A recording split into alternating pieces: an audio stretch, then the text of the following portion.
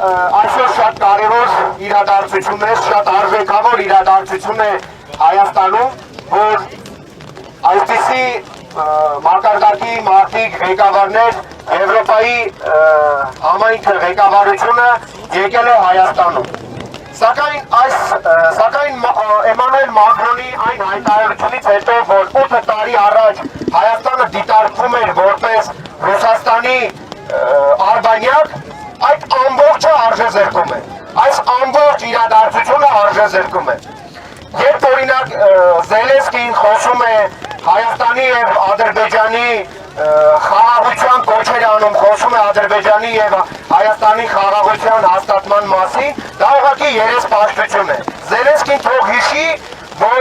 ինքը ֆոսֆորային զենքեր էր տալիս Ադրբեջանին, զենքեր էր մատակարարում Ադրբեջանին, շնորհավորում էր Ադրբեջանին, Արցախի օկուպացիայի համար շնորհավորում էր Ադրբեջանին, Արցախում էթնիկ զտումներ իրականացնելու համար։ Այդ բոլոր հայտարարությունները արժեզրկում են այս կարևոր իրադարձությունը։ Մենք եվրոպացի մեր գործընկերներին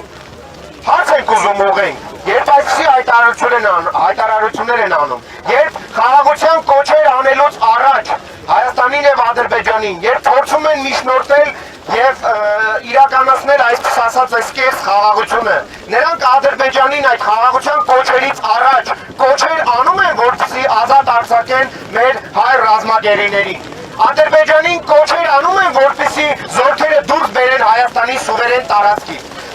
Մենք չենք լսել այդ կոչերը։ Մեր համար այնպիսի տպավորություն է, որ եվրոպացի մեր գործընկերների ամբողջ քաղաքականությունը Հայաստանի հետ կապված միտված է հակառուսական տրամադրություններ ստեղծելու։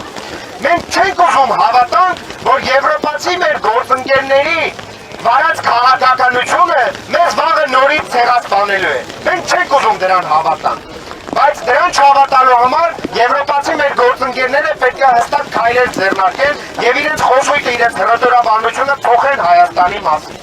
Երբ որ խոսում են ժողովրդավարությունից, երբ որ իրենց հռչակում են աշխարհում ժողովրդավարության ասպետներ, շատ լավ են անում, շատ կարևոր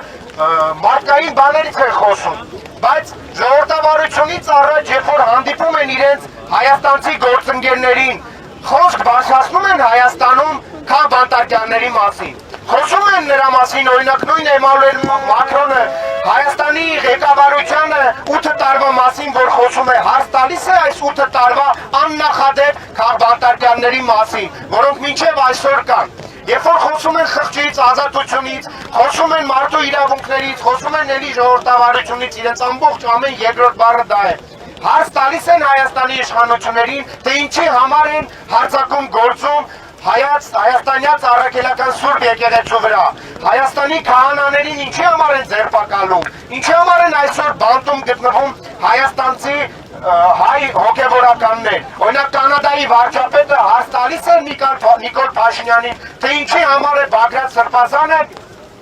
այսօր քաղաքբանտարկյալ Հայաստանում։ Այս բոլոր հարցերն ենք մենք եկել այստեղ բարձրաձայնել, իրապես շատ կարևոր է Եվրոպայի հետ լավ հարաբերություն ունենալ, բայց այդ հարաբերությունները պետք է բխեն Հայաստանի և հայ ժողովրդի շահերից։ Դա չպետք է մեզ վաղը տանի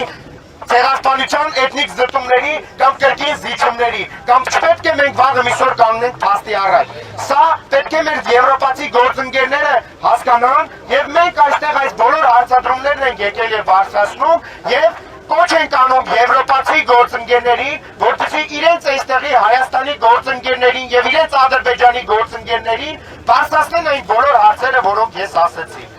Ազատություն բոլոր քաղաքբանտարկյալներին, ազատություն Բաքվում գտնվող մեր հայ ռազմագերիներին և